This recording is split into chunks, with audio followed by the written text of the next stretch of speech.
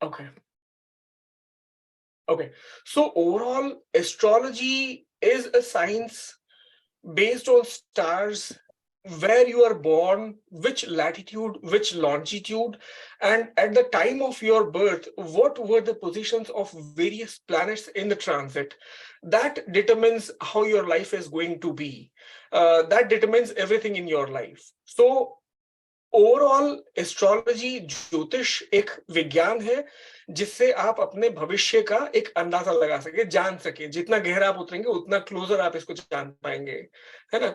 इसमें हमेशा एक चीज मैं सबको बोलता हूं कि यहाँ पे आपके 3 तरह के कर्म होते हैं और 3 तरह के कर्मों के बंधन से ही आपकी पूरी ये कुंडली डिसाइड होती है।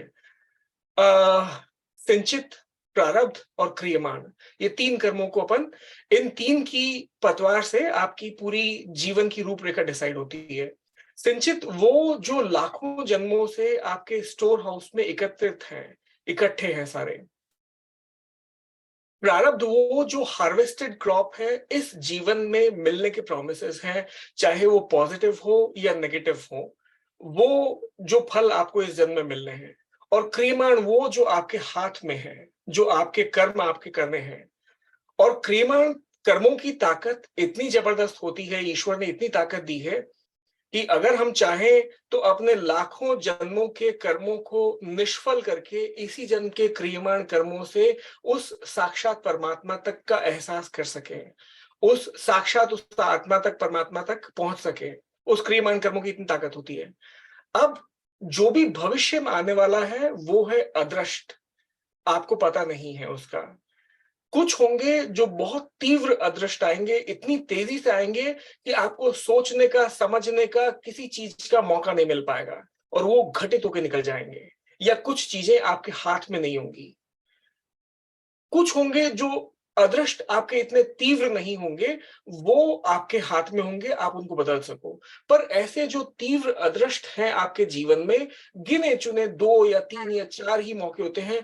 बाकी पूरा जीवन बदल पाना आपके अपने हाथों में हमेशा होता है। कर्मों की ताकत बहुत बड़ी है और ज्योतिष विज्ञान का पहला काम ही यही है कि आप अपने आने वाले भविष्य को जान पाएं, उसका अंदाजा लगा पाएं और उस अंदाजे से अपने कर्मों की दिशा का परिवर्तन करके उस भविष्य को बदल पाएं। ज्योतिष का प्राइमरी और मेन पर्पस ही सारा यही है। तो अपन शुरू करते हैं।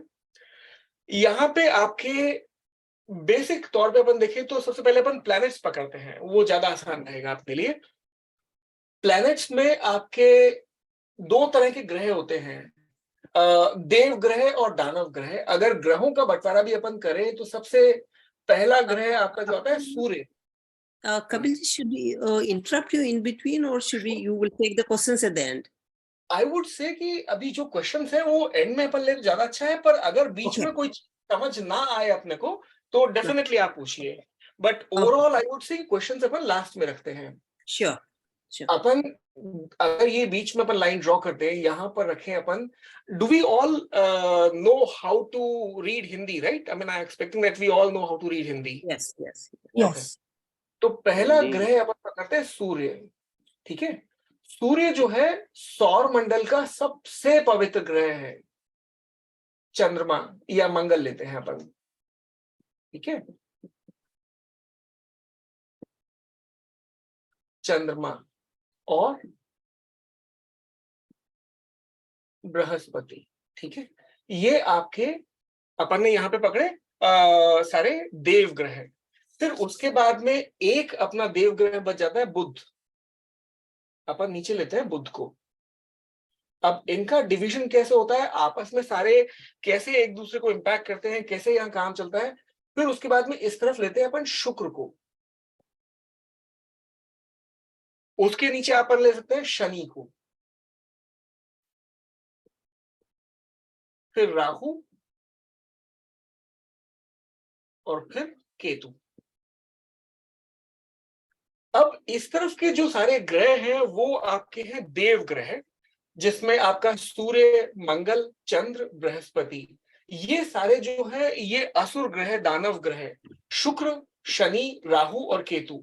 बुध जो है देव ग्रह कहलाता है, पर इसको अपन बीच में रख रहे हैं यहाँ पर। अब अपना जो शरीर है, ये अपना जो जीवन है, इस जीवन में जो आत्मा का कारक है वो है अपना सूर्य देव। अपने इस पूरे ब्रह्मांड में, इस पूरे सौर मंडल में जहां भी जितनी भी एनर्जी, जो भी ऊर्जा आती है, जो भी यश मान सम्मान होता है, जो पिता का कारक है, जितनी कुछ भी चीजें हैं, वो सारी चीजें सूर्य की ऊर्जा से आती हैं। सूर्य को इसीलिए साक्षात अपन ब्रह्मदेव कहते हैं। सूर्य तो आपकी बुध, आत्मा का कारक है। आप बुध बाद में लेंगे क्या? बुध को भी लेंगे, भी सबको लेते हैं, एक बार एक एक करके चलते हैं अपन। सूर्य आपकी आत्मा का कारक हो जाएगा, है ना। फिर उसके बाद में, आत्मा के बाद में आपका आता है शरीर। इस शरीर में कितनी ऊर्जा है, कितनी ताकत है, इस शरीर से अपन क्या क्या अकम्प्लिश कर सकते हैं, वो सारी चीजें आपकी कवर होंगी मंगल से। मंगल आपकी शारीरिक क्षमता, शारीरिक एनर्जी का स्रोत है। अपन कभी शादी ब्याह भी करते हैं तो पहले उसमें मंगल का जरूर देखते हैं, क्योंकि आपकी शारीरिक क्षमता से ही आपके आने वाली पीढ़ियों का निर्णय हो सकता है ना। तो ये मंगल आपके शरीर को रिप्रेजेंट करता है। चंद्रमा जो है ये आपके फीमेल प्लैनेट, आपकी माता को रिप्रेजेंट करता है, आपके मन को रिप्रेजेंट करता है। मतलब अगर अपन जीवन के हिसाब से देखें तो ये आपकी आत्मा हो गई, ये आपका शरीर हो गया, ये आपका मन हो गया चंद्रमा। और इन सब के बाद में आपके जीवन में अगर कोई चीज जरूरी है तो वो है आपका ज्ञान। ज्ञान के बिना आपकी आत्मा, आपका शरीर, आपका मन सब एक दिशा विहीन रहेंगे। जब तक ज्ञान नहीं होगा वो आगे नहीं जा सकते। ज्ञान आपके गहरे अंदर में है, पर ज्ञान कहां से आएगा? जो भी आज आप नॉलेज एक्वायर करते हैं वो बुद्ध के अंदर आता है। मैंने बुद्ध नीचे रख दिया क्या?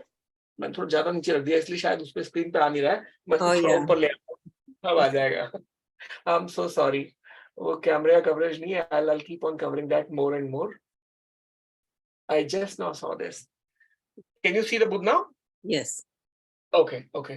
तो ये बुद्ध अपना यहाँ पर आ जाता है बीच में, है ना। बुद्ध बुद्ध जो है वो आपकी बुद्धि को रिप्रेजेंट करता है, आपकी एनालिटिकल एबिलिटीज को रिप्रेजेंट करता है। आप जो भी सीखते हो वो आपकी बुद्धि के थ्रू आपके अंदर जाता है।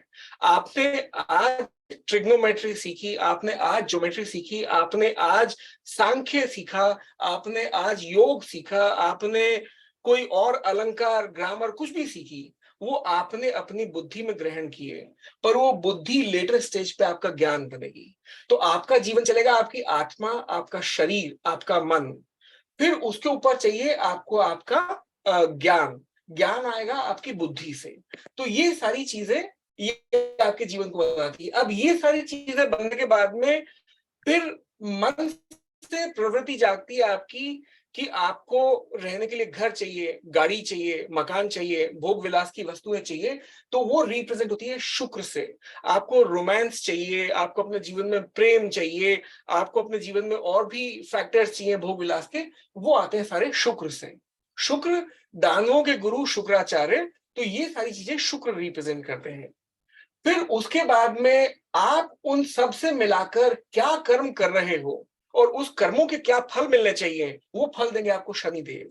शनिदेव को अपन सब सुनते हैं, बुरा मानते हैं कि अच्छा नहीं होगा, ये बुरा होगा, वो बुरा होगा।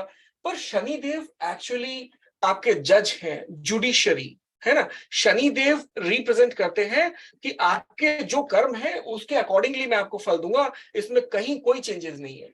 आपने अच्छे कर्म किए हैं, आपने दिल लगा के मेहनत की है, तो शनि आपको अमिताभ बच्चन बनाने की ताकत रखते हैं, है ना। फिर राहु आते हैं। राहु, शनि और केतु, शनि राहु केतु ये तीनों एक्चुअली आपके जुडिशरी ही मान लीजिए, आप इनको जुडिशरी ही मान सकते हैं अपन। राहु जो है आपका एडिक्शन, आपका जुआ सट्टा, आपके कोई और एडिक्शन हो, वो सारे आपके बुरी प्रवृत्ति, बुरे काम करने की नियत, ये सब चीजें राहु से। और इन सब के बाद में क्या होती है फिर? अल्टीमेटली फाइनल मृत्यु। राहु जो है सारी मटेरियलिस्टिक चीजें, जितनी भी वर्ल्डली रिलेटेड है, वो सब चीजों से रिप्रेजेंट करता है, वो सब चीजों जोड़ता है आपको, है ना। और केतु जो है ये आपको सबसे डिटैच करता है, ये अल्टीमेट फाइनल मृत्यु का द्वार हो जाता है, ये अल्टीमेटली फाइनल मोक्ष है। राहु और केतु ये एक्चुअल प्लैनेट्स नहीं है, ये अपन बाद में लेटर स्टेजेस पे डिस्कस करते रहेंगे। ये एक्चुअल प्लैनेट्स नहीं है, ये बैलेंसिंग प्लैनेट्स हैं। और जो अपन कहानी सुनते हैं कि एक असुर था, उस असुर का जब वो देवताओं के साथ में अमृत पीने उस उनकी लाइन में घुस गया, तो भगवान कृष्ण ने उसको पहचान के तुरंत सुदर्शन चक्र से उसका गला काट दिया। पर चूंकि अमृत अंदर जा चुका था, तो गला कटने के बाद में उस असुर के दो भाग हो गए। जो सिर था वो बन गया राहु, और जो नीचे का धड़ था वो बन गया केतु। अब राहु के पास में सिर्फ सिर है, इसके पास में शरीर नहीं है। तो ये जो भी काम करेगा आपके दिमाग के अंदर करेगा, जो भी खुराफाते पैदा करेगा आपके दिमाग के अंदर आएंगी, सारी चीजें आपके दिमाग के अंदर राहु पैदा करेगा, है ना। सारे विचारों का जंजाल राहु की कभी दशा, अंतरदशा, महादशा, प्रत्यांतर दशा में आप देखोगे कि जो भी जातक है जो इससे गुजर रहा है, उसके दिमाग में करोड़ों सवाल होंगे, करोड़ों करोड़ों कंटिन्यूस थॉट प्रोसेसेस। मतलब वो बाहर की दुनिया से डिटैच होकर दिमाग में ही अपनी एक अलग दुनिया बना लेगा। राहु जब बुरे फल देना चालू करेगा, तो ये आपको मानसिक डिप्रेशन, पागलपन या ड्रग एडिक्शन, दारू का एडिक्शन, ये इन सब चीजों की तरफ ले जा सकता है आपको। ये राहु के काम है, क्योंकि सारी चीजें दिमाग से पहुंचती हैं। केतु सब चीजों से डिटैच करता है। इसके पास सिर नहीं है, इसके पास सिर्फ शरीर है नीचे का, और ये हमेशा अंधकार की तरफ बढ़ने की कोशिश करता है। ये एक बेसिक प्रवृत्तियां हैं, according to the placements, according to the different various conditions, various theories, सबकी व्यवस्थाएं बदलती रहती हैं। अब अगर अपन यहां पे देखें बुध को, तो नैसर्गिक रूप से सारे देवग्रह जो है आपस में मित्र होते हैं, और सारे दानव और असुर ग्रह जो है आपस में मित्र होते हैं, है ना। पर यहाँ पे क्या होता है, बुध जो है बृहस्पति का बहुत अच्छा मित्र है, बुध जो है सूर्य का बहुत अच्छा मित्र है, बुध जो है मंगल और चंद्र का बहुत गहरा शत्रु है। मंगल और चंद्र से गहरी शत्रुता है इसकी, है ना। वैसे ही अगर यहां पर देखें, तो बुध जो है इसकी सारे असुरों से एक अच्छी मित्रता है। तो अपन यहाँ ये लाइन ड्रॉ कर लेते हैं। तो बुध जो है एक न्यूट्रल प्लैनेट में आ जाता है, बीच के प्लैनेट्स में। इसकी सारे असुरों से मित्रता है, इसकी देवताओं से मित्रता है, देवताओं में मंगल और चंद्रमा से इसकी शत्रुता है। तो ये उन दो को छोड़ के बाकी मित्रताओं में रहता है। बुध आपकी बुद्धि का कारक है ना। ऑन अ हाई लेवल ये एक बेसिक अपन ने प्लैनेट्स का ओवरऑल समझा। इसमें कोई क्वेश्चन अभी तक अपने पास है? कपिल भाई, हाँ सर। तो आपने बृहस्पति बोला ज्ञान का कारक है और बुध बोला बुद्धि का कारक है। हाँ, दोनों में डिफरेंस क्या है? ज्ञान, बुद्धि से ज्ञान आता है, ज्ञान से बुद्धि, दोनों एक दूसरे को नहीं कॉम्प्लीमेंट नहीं करते हैं। नहीं नहीं नहीं नहीं नहीं। देखो, ज्ञान है आपके अंदर बैठा हुआ ज्ञान। आपने बचपन में पढ़ा होगा अलंकार, आपने बचपन में पढ़ा होगा कोई आई मीन संधि विच्छेद, आपने बचपन में पढ़ी थी ट्रिग्नोमेट्री। उस वक्त आपकी बुद्धि के अंदर गया वो, आपने उसको एक्वायर किया बाहर से, है ना। जब आपके अंदर वो गहरा चला गया, 20 साल बाद उस चीज की आपको जरूरत पड़ी, तो आपके अंदर से ज्ञान बन के बाहर निकला, वो ज्ञान है आपका। इस ज्ञान की भी गहरी परतें हैं।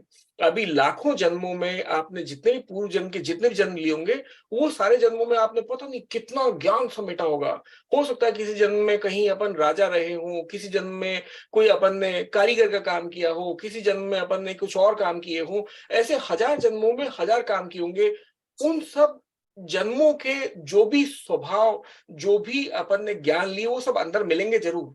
सारे के सारे चीजें अंदर ही हैं। एक बार जो अंदर चल गई वो बाहर निकली नहीं है, वो सब अंदर है। या किसी ने ध्यान में बहुत प्रयोग किए हो, योग और ध्यान में, तो ध्यान के थ्रू बाहर निकली होंगी, पर वो प्रवृत्तियां, वो संस्कार अभी भी अंदर होंगे। वो सब स्वाधिष्ठान चक्र पे आपके स्टोर होते हैं, वो सब आपका ज्ञान है। कुछ ज्ञान आपके कॉन्शियस माइंड में है, चैतन्य मन में, और कुछ ज्ञान आपके अचेतन मन में है। अचेतन में भी गहरी कई परतें हैं। अचेतन में भी अगर अपन मानते हैं, जिस तल पे हम रहते हैं वो तल आपका कॉन्शियस कहलाता है। पर जीवन सिर्फ उतना ही नहीं है। जीवन उसके, जहां हम रहते हैं वो 7 मंजिला एक भवन है। जिस तल पे हम हैं उसके ठीक नीचे हमारा एक और तल है जिसको हम अचेतन कहते हैं, है ना, अनकॉन्शियस या सबकॉन्शियस। उसके ठीक ऊपर एक और है सुपर कॉन्शियस, यानी अति चेतन। ठीक है, और वहां भी जीवन खत्म नहीं, उसके भी एक और नीचे है कलेक्टिव अनकॉन्शियस, यानी समष्टि अचेतन। वैसे ही ऊपर भी एक और है कलेक्टिव सुपर कॉन्शियस, समष्टि अति चेतन। फिर उसके एक और नीचे है जिसको हम कहते हैं ब्रह्म अचेतन, यानी ग्लोबल अनकॉन्शियस, और उसके सबसे ऊपर है ब्रह्म अति चेतन, यानी ग्लोबल सुपर कॉन्शियस। तो माइंड जो है आपका ये शेयर्ड मान के चलो आप इसको, पर वो एक दूसरी फिलॉसफी में उतर जाएंगे। पर बेसिकली अभी याद रखने के लिए मैं बोलूंगा कि जो भी आपने जीवन में सीखा, जो अंदर चला गया आपके, वो बन गया आपका ज्ञान। हो सकता है कुछ ज्ञान आपने 4 हफ्ते पहले सीखा हो सकता है कुछ ज्ञान आपने 4 महीने पहले सीखा हो सकता है कुछ चीजें आपने एक्वायर की हो 40 साल पहले।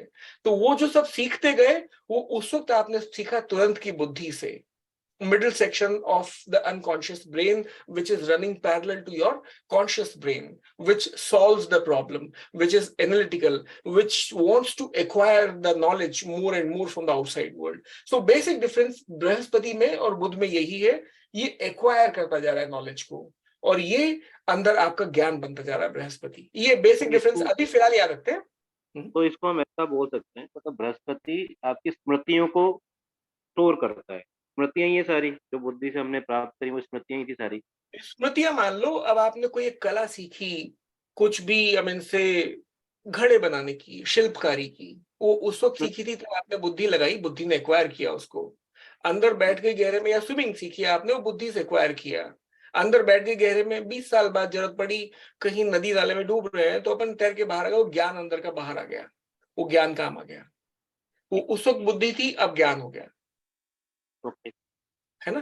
तो इसको अपन फिलहाल ऑन हाई लेवल इतना समझते हैं, और गहरे में जाएंगे तो बहुत सारी चीजें और मिलेंगी इसमें, बहुत सारी रिप्रेजेंटेशंस और मिलेंगे अपने, है ना। अपन let's go on to the kundli part, है ना। ये अपने हाई लेवल पे है। मेरा ये रिक्वेस्ट है आप सबसे कि एक अपना छोटा सा रजिस्टर बना लीजिएगा, तो जिसमें आप ये नोट्स लेते चले। वैसे तो अपन इसकी रिकॉर्डिंग भी कर रहे हैं, तो अपने को रिकॉर्डिंग भी अवेलेबल हो जाएगी, so that you can use it later also for your reference and you can listen to it again and utilize it, ठीक है। फिर अपन बनाते हैं अपनी कुंडली, जहां से अपन शुरू करेंगे अपने ज्योतिष के पहले ज्ञान को। तो एक छोटा सा अपन अपने मेरा प्रश्न, सॉरी कपिल जी, सो मेरा प्रश्न ये था कि हमारी प्रारब्ध कर्म है, उसमें दो तरह का है, एक बदला सकता है, एक बिल्कुल बदल नहीं सकता, right? That's what you said. And तो सब कुछ उसमें सकता हम है। कह सकते हैं कि हमारे सिबलिंग्स, हमारे पेरेंट्स, हमारी डेथ और हमारी marriage, are these things which are unchangeable, और which are the things which are changeable and which are not changeable? ऐसा जो मैंने पढ़ा है वो है आपका जन्म, आपकी मृत्यु, आपका वरण। जन्म, मरण, वरण, ये 3 चीजें आपके हाथ में नहीं है। अच्छा, पर जब मैं और डीप पढ़ता हूं तो मेरे को लगता है ये भी आप ही के हाथ में है, ये भी आप ही के हाथ में ultimately. May not be in the conscious mind but may be in the unconscious mind. आपने अभी एक शख्स था हिटलर, उसने अपने जीवन काल में 1 करोड़ से ज्यादा लोगों को मार दिया। एक स्वभाव था क्रूरता का बहुत गहरा। और एक शख्स थे गौतम बुद्ध, है ना। तो उन्होंने निर्वाण प्राप्त किया, उस परमात्मा को प्राप्त किया, और एक स्थिति ऐसी आई कि मतलब ब्रह्मा जी साक्षात सारे देवी देवताओं के साथ में उनके चरणों में थे, है ना, गौतम बुद्ध के। ऐसा मैंने कहानियों में पढ़ा है। अब हिटलर जैसे क्रूर आदमी को जन्म लेने के लिए उसके जैसा कोई बहुत गर्भ भी इतना मतलब वो चाहिए, जिसमें क्रूरता पीढ़ियों से चल रही हो, पता नहीं कितने कसाईयों के काम करते हो, उनको जन्म लेने के लिए वैसे ही गर्भ चाहिए। और वैसे ही गौतम बुद्ध जैसी जो आत्माएं हैं, अगर उनको दोबारा जन्म लेना हो तो उनको भी ऐसी पवित्र आत्माएं चाहिए, ऐसे पवित्र गर्भ चाहिए जिसमें वो जन्म ले सके। क्योंकि हर आदमी हर जगह जन्म लेने का वो उसकी टेंडेंसी नहीं होगी। और हम जैसे जो नॉर्मल लोग होते हैं, जो नॉर्मल आत्माएं हैं, ये आत्माओं की भी अगर आप कैटेगरी डिवाइड करोगे ना, तो ये है बहुत उत्कृष्ट आत्माएं गौतम बुद्ध की, ये है बहुत निकृष्ट आत्माएं हिटलर की। और हम जैसे लोग जो हैं, जो साधारण लोग हैं, ये 95% से ज्यादा लोग हैं। तो हम लोग इधर अपने शरीर को त्यागते हैं, उधर दूसरा जन्म लेते हैं। और दूसरा जन्म लेने से पहले हमारे अंदर पे कहीं पे प्रीजुडिस नहीं होता है, हमें पक्षपात नहीं होता है कि यार हमें इस घर में जन्म लेना है, ये डोनाल्ड ट्रंप का घर है या ये नरेंद्र मोदी का घर है या ये कोई बिरला बांगड़ का अंबानी का घर है। वहां हमारे पास में ये क्राइटेरिया होता ही नहीं, हमारे पास में हम निष्पक्ष होते हैं। जो हमारे स्वभाव हैं उस अकॉर्डिंग हम सर्च करते हैं अपने आसपास पे, जो गर्भ उस वक्त अवेलेबल हो रहा है उसमें एंटर कर जाते हैं। आप ये पाओगे कि आपके परिवार की जब सबकी कुंडलियां, आप चारों पांचों जितने लोग आपके परिवार में हो, आप, आपकी पत्नी, आपके बच्चे, ये आपके माता पिता भी ले लेना, उन जब सबकी आप कुंडलियां कंपेयर करोगे तो आप ये पाओगे कि आप सब में कई चीजें बहुत कॉमन है। और वो कॉमन होने का रीजन यही है कि जो स्वभाव आपका था उसी अकॉर्डिंग आत्मा ने आपको चूज किया। हम कई बार ये सोचते हैं कि हमने अपने बेटों को जन्म दिया, हमने अपने बच्चों को जन्म दिया, ये गलत है। आपने उनको पैदा करना चूज नहीं किया है, उन आत्माओं ने अपने स्वभाव के अनुरूप आपके थ्रू जन्म लेना चूज किया है, क्योंकि वो उनका स्वभाव था। वो स्वभाव आपके पास आके फुलफिल हो रहा है, आपके तरीके का स्वभाव है, तो आपके थ्रू उन्होंने जन्म लेना तय किया है ना। उनकी अपनी यात्रा है, उनकी अपनी इंडिविजुअल जर्नी है। चलिए हम आगे चलते हैं इसमें क्या, नहीं तो बहुत लंबे निकल जाएंगे हम। ये 3, 4, 5, 6, 7, 8, 9, 10, 11, ये 12, ठीक है। ये आपके 12 भाव हैं, 12 हाउसेज इन द कुंडली। ये 12 हाउसेज बेसिकली आपके ओवरऑल सारे जीवन को डिसाइड करते हैं। यहां से आपका जन्म पता चलता है और ये जीवन के आखिरी घूमते घूमते आपकी मृत्यु तक आ जाता है ना। हर भाव आपकी कुंडली में एक बिल्कुल नई चीज रिप्रेजेंट करता है, एक अपने आप में डिफरेंट आपके जीवन के एस्पेक्ट को रिप्रेजेंट करता है, आपके जीवन के जितने रिलेटिव्स उनको रिप्रेजेंट करता है, आपके पूरे शरीर को रिप्रेजेंट करता है। आपका जीवन जितना भी है, जो कुछ भी आपके जीवन में है, वो सब कुछ इसी 12 भावों के अंदर रिप्रेजेंट होगा। इस 12 भावों के अंदर वो 9 प्लैनेट्स किधर प्लेस्ड हैं, कौन कौन कहां कहां कैसा कैसा देख रहा है, अल्टीमेटली वो डिसाइडिंग फैक्टर होगा कि आपके जीवन में अगली घटना क्या होगी, है ना। तो हम ये पहला घर मानते हैं। अभी हम एग्जैक्टली ऐसे ले सकते हैं, आप ये चार्ट छोटा सा बना सकते हैं। तो पहला घर इसमें रिप्रेजेंट करता है आपके अपने आपके सेल्फ को, है ना। आपके सेल्फ को रिप्रेजेंट करेगा पहला घर। इसमें आपकी पर्सनालिटी, आपका बिहेवियर, आपका एटीट्यूड क्या रहता है जीवन के लिए, आपका आउटलुक क्या रहता है, आपकी बर्थ डिटेल्स सारी यहां से आएंगी, है ना। आपके रंग क्या है, आपकी आकृति क्या है, आपका ज्ञान क्या है, आपका मस्तिष्क, आपका विवेक, आपका गौरव, आपकी विनम्रता, आपके स्वभाव, सब कुछ यहां से, क्योंकि ये आपके सिर को रिप्रेजेंट करेगा। ये है आपका सेल्फ, यानी लग्न, इसको अपन लग्न बोलते हैं, है ना। ये पहला घर है। फिर उसके बाद में आएगा ये द्वितीय भाव, दूसरा हाउस, है ना। दूसरा हाउस ये रिप्रेजेंट करेगा कि आपने कहाँ जन्म लिया, कौन से कुटुंब में। ये रिप्रेजेंट कई चीजें करता है। मोटे तौर पर अगर मैं बोलूं तो धन, कुटुंब और वाणी, ये 3 चीजों को मेजर रिप्रेजेंट करेगा। आपका सारा धन धान्य, आपकी संपत्ति, आपका कुटुंब, आपकी मृत्यु का भाव भी आएगा ये, आपकी वाणी, आप सत्य बोलते हो या असत्य, आप दान करते हो, आपकी जिह्वा, आपकी जीभ, आपका दायां नेत्र, राइट आई, आपके पड़ोसी, ये सब आपके दूसरे भाव से रिप्रेजेंट होगा, है ना। ये सब चीजें आपके सेकंड भाव से आएगा। फिर उसके बाद अगर अपन तीसरे भाव की बात करें तो ये रिप्रेजेंट करता है आपका पराक्रम, कि आप अपने जीवन का मेजर एफर्ट किस दिशा में लगाओगे। ये आपका पूरा पराक्रम रिप्रेजेंट करेगा, ये तीसरा भाव। तीसरे भाव में और भी बहुत सारी चीजें हैं आपकी। तीसरे भाव में आएगा आपके छोटे भाई बहन, आपके खुद का पराक्रम, आपका धैर्य, आपकी माता की मृत्यु, आपके गुप्त शत्रु, है ना, आपका गला, आपके नाक कान गले की सारी प्रॉब्लम्स, आपके श्वास संबंधी सारे रोग, ये सब चीजें आपके तृतीय भाव से रिप्रेजेंट हो गए, थर्ड, है ना। इसमें आपकी छोटी यात्राएं भी आ जाएंगी। ये सब चीजें अगर आपको देखनी हो तो अपन तीसरे भाव से अपन देखते हैं। तो ये हो गए 3 भाव, फिर अगर अपन आते हैं चौथे भाव पे, तो चौथा भाव जो है ये वाला भाव होता है। इस चौथे भाव से अपन कई चीजें देख सकते हैं। सबसे पहला, आपकी माता, आपके सुख संपत्ति, आपकी सुविधाएं, आपकी नेटिव लैंड जो पुश्तैनी जमीन जायदाद है वो, आपके भवन, आपकी चल अचल संपत्ति, आपका गड़ा हुआ कोई धन। शरीर के हिसाब से ये आपके लंग्स को, आपके फेफड़ों को रिप्रेजेंट करता है। आपके छाती का ऊपरी भाग जो है वो इससे रिप्रेजेंट होगा। आपके हृदय का, आपके हार्ट का ऊपरी जो पोर्शन है वो इस चौथे भाव से रिप्रेजेंट होगा। ये चौथा भाव अपने आप में सुख का भाव आप कह सकते हो इसको, ये आपका वो रिप्रेजेंट करेगा। पांचवा भाव जो है ये एक बड़ा इंपॉर्टेंट सा भाव है आपकी कुंडली में। ये आपके खुद में तो बहुत चीजें रिप्रेजेंट कर ही रहा है, आपकी संतान को रिप्रेजेंट करेगा, आपकी बुद्धि को रिप्रेजेंट करेगा, आपकी विद्या को रिप्रेजेंट करेगा, आपके यश को रिप्रेजेंट करेगा, आपके फॉलोअर्स को रिप्रेजेंट करेगा, आपके धर्म, मंगल कार्य, आपके ननिहाल, आपके हार्ट एलिमेंट्स जो है वो, आपके छाती का जो नीचे का पोर्शन है उससे संबंधित कोई भी रोग होते हैं वो, और यही आपके पूर्व जन्म को भी रिप्रेजेंट करता है पांचवा भाव। और इन सब के अलावा ये आपके अनसर्टेन गेम्स को रिप्रेजेंट करेगा, ये आपके सारे लव अफेयर्स को भी रिप्रेजेंट करेगा। इस भाव की आज की तारीख में बहुत जरूरत पड़ती है। आपके सारे लव अफेयर्स यहीं से मिलेंगे आपको पांचवें भाव से, है ना, इसी के ऊपर सब डिपेंड करेगी चीजें। छठा भाव पे अगर मैं आता हूं तो छठा भाव यूजुअली कुंडली में अच्छा भाव नहीं माना जाता है। छठा, आठवां, बारहवां, पर अपन उस पर थोड़ा डिले में आएंगे। छठा भाव क्या रिप्रेजेंट करता है अपन इस पे आते हैं।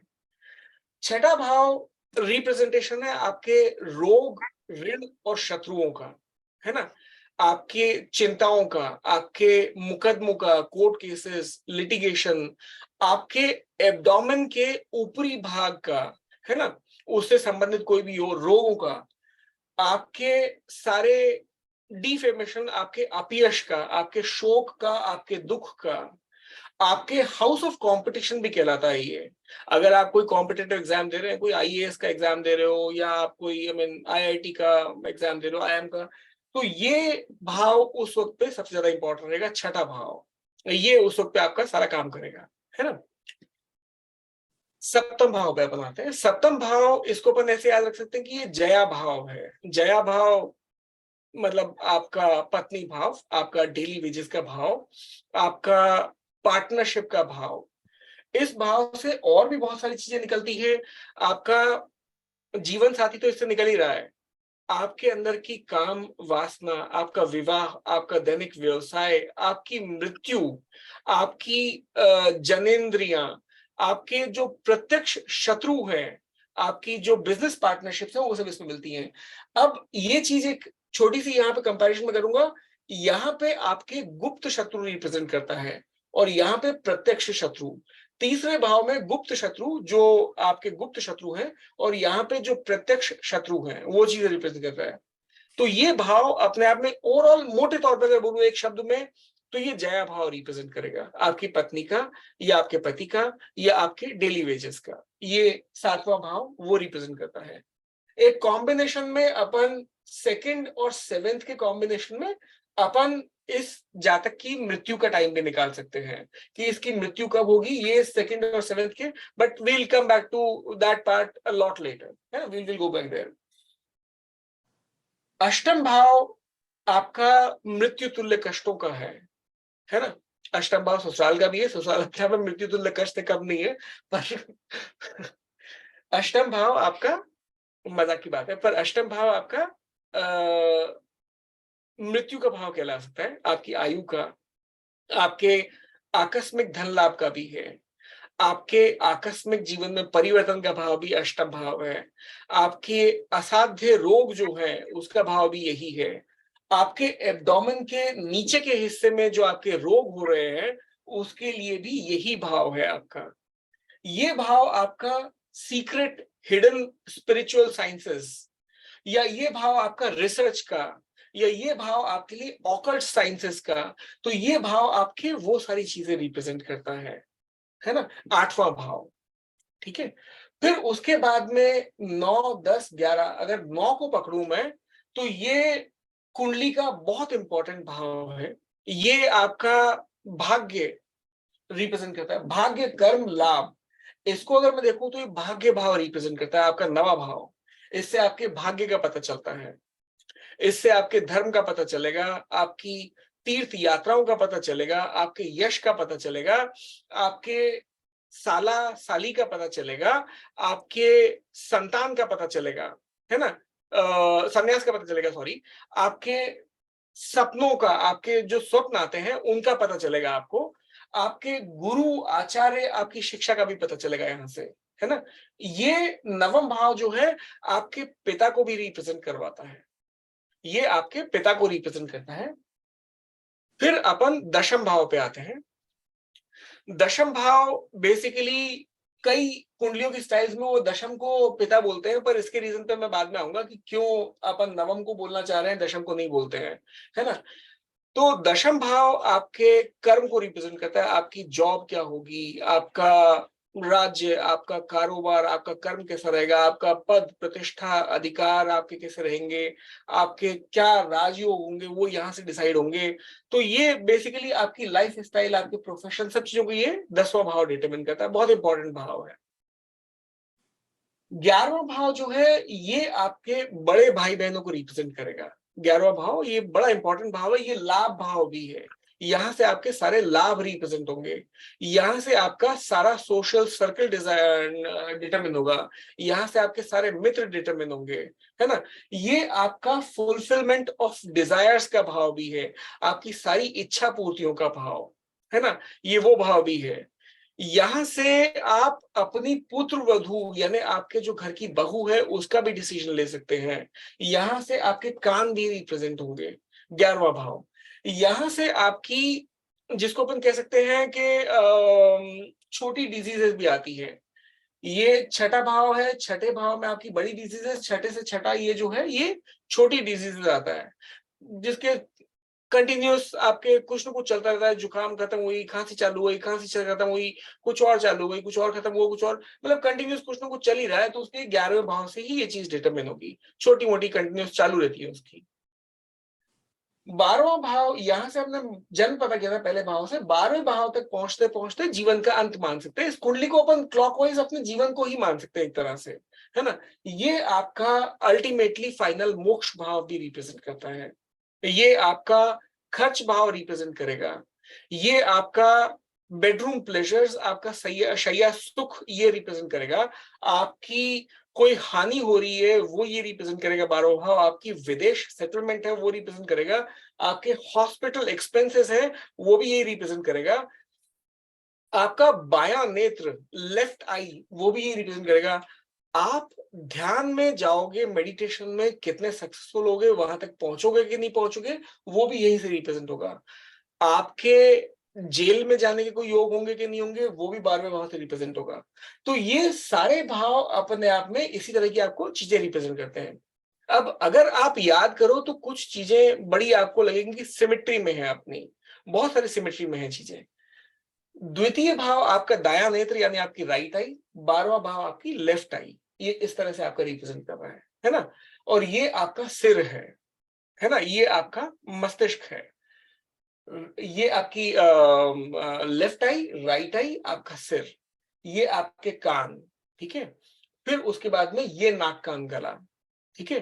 फिर उसके बाद में ये आपका छाती का ऊपरी भाग है, और फिर उसके बाद में ये आपका छाती का निचला भाग हो जाएगा, पंचम, ठीक है। फिर उसके बाद में अगर छठे और आठवें को अपन देखें तो ये आपके एब्डोमेन का ऊपरी भाग है, ये एब्डोमेन का नीचे का भाग है, ये आपकी रिप्रेजेंट करेगा, ठीक है ना। ये आपकी जननेंद्रियां रिप्रेजेंट करेगा, जेनिटल्स आपकी रिप्रेजेंट करेगा। फिर उसके बाद में अगर अपन और शरीर के अंगों के हिसाब से देखें अपन, तो यहाँ पे आपके, अपन नीचे उतर जा रहे हैं, यहां से आपके जांघों का, पैरों का पूरी रिप्रेजेंट करेंगे, यहां तक आते होते आपकी एड़ियां भी आ जाएंगी, पैर आ जाएंगे आपके पूरी यहाँ फाइनल 12th में। तो इस तरह से ओवरऑल ये 12 भाव आपके पूरे जीवन की सारी चीजों को ओवरऑल डिटरमिन करेंगे। Make sense guys? कोई क्वेश्चंस? नहीं सर, अभी कोई क्वेश्चन नहीं है। है ना?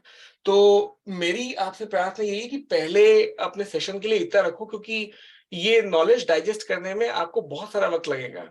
तो ये बहुत आप सारा। इसको रिकॉर्डिंग को मैं आपको लिंक आपको भेज दूँगा, और एक आप अपना रजिस्टर बना के रखो। तो जब भी अपन ने क्लास की, एक बार आप इसको बाद में रिवाइज़ कर लोगे तो आपको चीज़ें रिकलेक्ट हो जाएँगी। और ये रिकॉर्डिंग आपके पास रेफरेंस के लिए मैं भेज ही दूँगा, यूट्यूब पे डाल दूँगा मैं, तो you will be able to look at all of these things and revise wherever you feel you are missing. और फिर अपन बाकी सब चीज़ों की गहराई में एक-एक करके उतरते जाएँगे, एक-एक करके अपन आगे लेते जाएँगे इन चीज़ों को।